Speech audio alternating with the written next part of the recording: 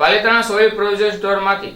પશુઓને ગેરકાયદેસર દૂધ ઉત્પાદન માટે ઇન્જેક્શન વેચતા એક શખ્સને એસઓજી પોલીસે ઝડપી લીધો। ભાવનગર એસઓજી પોલીસને બાતમી મળી હતી કે પાલિતાણા સાહિલ પ્રોવિઝન સ્ટોરમાં ગેરકાયદેસર રીતે લાયસન્સ વગરના દૂધાળા પશુઓને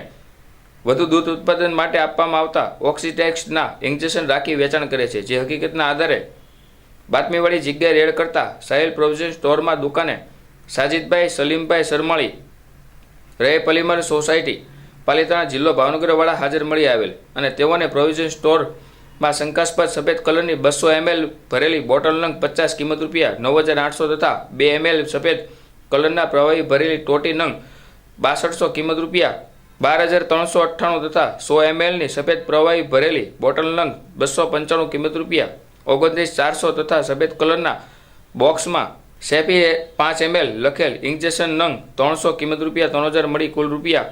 54,598ના કોઈ પણ આધાર પુરાવા કે લાયસન્સ વગર પોતાના કબજામાં રાખેલ હોય જે અંગે કાયદેસરની કાર્યવાહી કરી નમૂના સેમ્પલ લઈને FSL તપાસણી અર્થે મોકલી આપવામાં આવેલ છે।